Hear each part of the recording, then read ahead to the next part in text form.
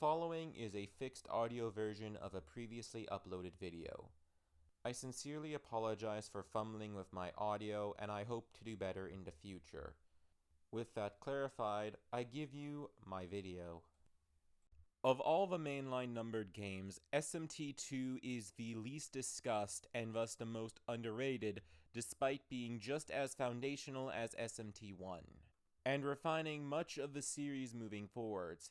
A good, and even relevant to this video example, is the fact that I had difficulty finding a good virtual wallpaper or official art to work as the backdrop for this video, forcing me to use this box art instead.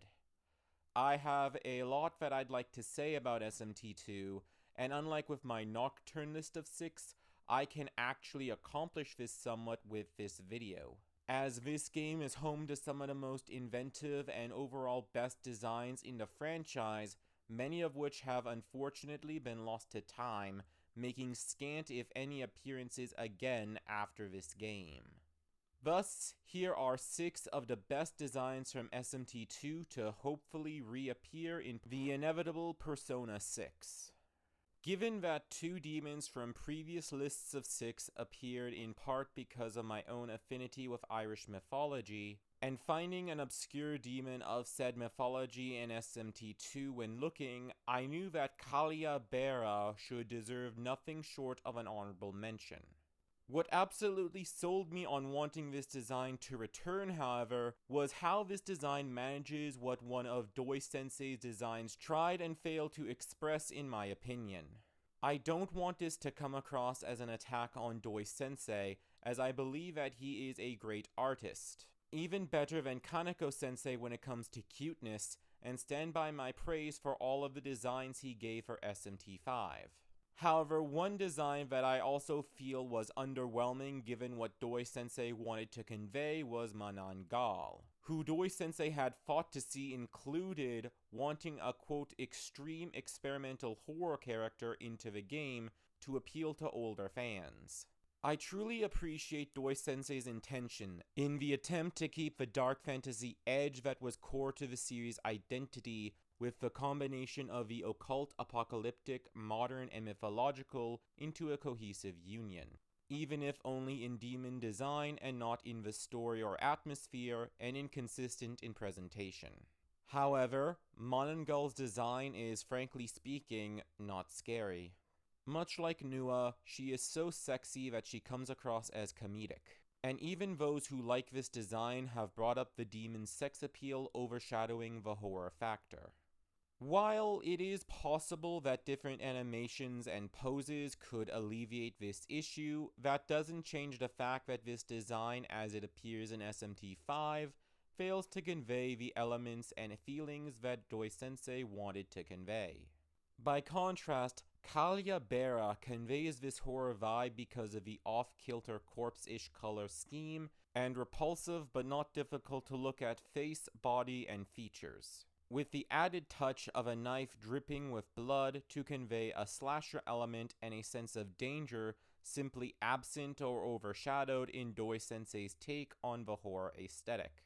All of this results in a composition that is unmistakably feminine, but not sexy or cute to the detriment of the horror that the design wants to convey. If the developers truly want to convey these feelings, and do a better job at maintaining SMT's identity, then this design should be the standard and not the exception when it comes to the dark, occult, and scary, as opposed to the comedically sexy. And as fear, danger, and the death drive are a part of psychology, a slasher-esque demon would be perfect as a shadow in Persona. Technically, I am reaching when I include Ghost Q, as my reasons for wanting to see this paranormal game show host return is his appearance in the Devil Survivor games more so than his appearance in SMT2. In both Devil Survivor 1 and 2, Ghost Q is an optional boss who adds a bit of flair to the formula by treating the whole ordeal as if it were a game show challenge with the player being a contestant. These challenges were a nice change of pace and offer a fun side quest to the player, rewarded with Ghost Q, whose powerful racial skill of giving all party members an additional action is arguably the best in the game. A combination of matchless and animal leg, if you would, that also allows for an additional out-of-combat move to heal, swap, or constrict the enemy, opening up tons of potential possibilities, but with a steep SP cost to prevent it from being too broken. The idea of seeing the expressions and energetic animations that Ghost Q can induce in further installments gets my imagination rolling. And I'd especially love to see a Ghost Q boss fight or side quest make use of a similar quirk to what we got in Devil Survivor, which is something that I think Persona could definitely use given how simplistic the puzzles tend to be. The often overlooked third Jack brother, Jack the Ripper, has had a multitude of appearances throughout the franchise, including being a playable character in Jack Bros. In spite of this, however, it wasn't until 2019 when this demon would finally get a 3D model in the mobile game Liberation DX2. And this remains his only 3D appearance in the series to date, being noticeably absent in 3D mainline and Persona games, despite appearing in all three mainline games released on the 3DS back to back. In fact, and in spite of being a brother to the primary and secondary mascots of Atlas as a company, Jack the Ripper has only made 7 appearances across the franchise in its 30-year history. The above-mentioned 5, SMT2, which is why Jack the Ripper is on this list in the first place, and finally SMT-IF. Of note is that every one of those appearances, except for Jack Bros, has been a mainline series entry rather than a spin-off, being absent in every other spin-off series, despite feeling like it would fit like a glove in Persona 4, given that the plot revolves around an unconventional spree-killing case, and the Devil Survivor series, despite the games being well known for including various classic 90s designs and obscure demons. This strange combination of pedigree and obscurity makes it uncertain whether it will be inevitable or improbable if this demon will ever appear outside of mainline again. Much less in Persona 6, but in my opinion, this demon does deserve the honor. 3 of the names of God in Judaism, Sabaoth, Elohim, and Shaddai, are enemy-exclusive demons reserved for the neutral and chaos paths in the final dungeon that represent aspects of YHVH. Being enemy-exclusive demons not even encountered on one of the paths is enough for an honorable mention, and while I don't particularly feel that Elohim and Shaddai are strong designs, especially as aspects of the Christian/Jewish god, the many faces of Sabaoth in a ring around a sphere of energy is a powerful and striking image worthy of a complex deity of many facets, both positive and negative.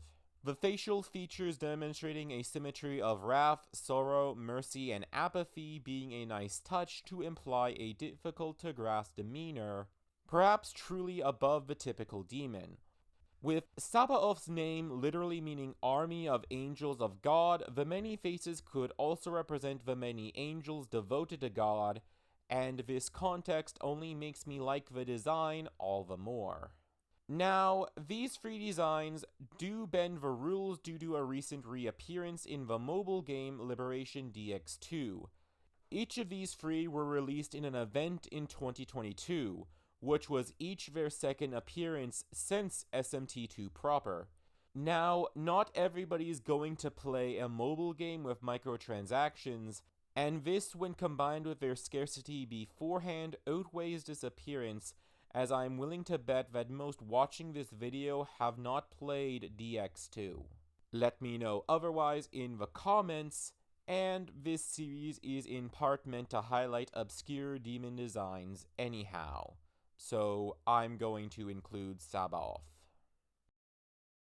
I am once again reaching, but once again it is for a good reason, as this is not a singular demon, but rather an entire race of 12 demons that haven't appeared at all since SMT2. and who's only appeared as an enemy-exclusive race in said game, meaning that these 12 demons have never been recruitable for any team ever. The Shinso race are composed of the 12 guardians of Yakushi Nyorai, and each corresponds to one of the animals of the Chinese zodiac. This translates into each of them being a Therian interpretation of each of the 12 animals, adorned with armor in the vein of the 4 heavenly kings, and holding a distinct weapon that relates back to their mythology. Strangely, despite each being unique from each other, all of the Shinso blend into each other, which was likely intentional due to their shared role in Buddhist mythology. Individually, however, I do think that some are definitely better than others, as I find Andira to be just fine, while I find the color choices for Vikrala, Kutura, and Kumhira to come across as gaudy, whereas the same mixtures of tones and colorations work to the benefit of Indara, Majira, and Pajira. I realize that this whole race of 12 demons is a bit much to ask, but can easily see this race occupy the whole of a unique arcana yet to appear in Persona and yet carry certain story significance, or simply as a unique optional race in the vein of the Rumor Arcana in P2, given that they are already a unified collective that could easily be categorized as such. Given that the Aeon Universe and Lust Arcana have already appeared and are a part of the Aleister Crowley Thoth deck, perhaps they could fit into one of those arcana yet to appear, such as the Magus, or perhaps more ambiguous and thus more fitting for this series, becoming a more prominent staple moving forward, the Adjustment. I'd be very interested in seeing such a possibility, as the fiend-like challenge of this sort of optional boss battle then summonable ally for the next bout is something that has been absent in Neo Persona, and is something which I'd like to see be included in future games. Given that I had to skip the honorable mentions section in my Nocturne video, this is a welcome return. For obvious reasons, the Hangman, a demon based upon the arcana of the same name, cannot really return in Persona, given that arcana take the form of a more sensible version of races in that series. Mercurius' design didn't specifically reappear, but was the basis for Morgana's third tier persona in P5R. Thus, I decided to go with a separate demon yet to make a prominent reappearance for the number 1 slot, but this is another design that I'd love to see return. This got an honorable mention for a reason after all, and as I just said, it was a contender for the number 1 slot. While a bit on the generic side, Hauka deserves an honorable mention for being of Lakota mythology and the rarity of said mythology, or any Aboriginal North American mythologies really in SMT, outside of the very specific example of Devil Summoner Soul Hackers, which took more influence from American pop culture's interpretation of Native American cultures, plural, rather than the Algonquian mythologies represented and on display. And finally, Dark Elf, which is more an elf that lives underground in Norse mythology. This is another demon given a mention here more for the mythological context rather than the design or appearance in-game, though I do like some aspects of this design specifically that make me think that with some minor tweaking, or simply presented in a different pose, that I'd like this female knight take on a subterranean elf more than I currently do. Make no mistake, there are plenty more demons from SMT2 that deserve an honorable mention slot, but I want to get this video out in May, so we're gonna have to end it there, I'm afraid. You can let me know what other demons from this game you'd like to see appear in future games down in the comments. Hanya, or Drill Hanya, is a jealous demoness or serpent typically portrayed in no theater plays. Masks that represent her tend to display the complexity of emotions by having the aggression turn into sorrow when viewed at certain angles. Unlike all of the other demons on this specific list, Hanya actually made frequent appearances during the 90s, first appearing in Megami Tensei II, albeit as a color swap sprite of a separate demoness, and even appeared in Persona 1 and 2. If you know anything about the Jungian concepts of anima possession, and complexes overtaking the ego, especially as sorrow, envy, regret, self-imposed restrictions, and despair have already been covered in previous Girl Party member and Social Link arcs, then it's probably dawning on you that Hanya is a specifically organic fit for Persona, given that the Persona series uses its mythological aesthetics to inform psychology, making Hanya uniquely fitting to be a Shadow Self boss in the vein of the Mementos missions. Of course, alternatively, she could also be a starting Persona, with overcoming the associated ordeal in the Social Link, allowing for the Persona to evolve to represent the arc in full. This is why, more so than any other demon on this list or any list that I've made in this series to date, Hanya is innately compatible with Persona in both terms of Persona's storytelling and in her origins in mythology, and because of that, she deserves the number 1 slot. Thanks for watching. Not really much to add with the outro for this video. I did skimp on the editing in some areas. You probably noticed if you watched. The reason for that was a combination of things, namely time constraints and the fact that my basic audio just stopped working for a period of time. I was basically stuck with being deaf for everything that was happening for basically 2 days, and I did not want to delay this video any further.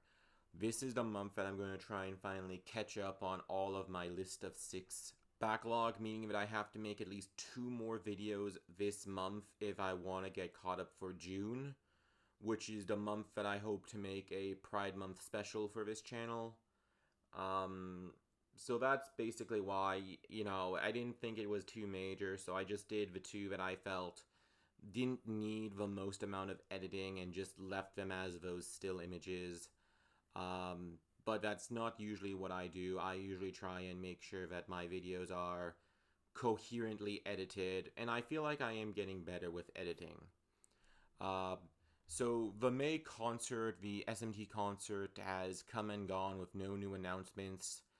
Can't say that wasn't unexpected, but I had previously held off on this video in case something was announced, and I wanted to basically do what I did with my P5X video and strike while it was still relevant in hopes of getting some views. Since that didn't happen, it looks like I worried and for nothing. So here is a good place to put the end credits thing, I guess. So on the left here is my previous video, 6 demon designs from Nocturne to return in Persona 6. And on the right here will be the next video in the series when that releases, but until then it will just be a video as decided by the algorithm. So yeah, that's basically it. Have a great week, and I will see you next time.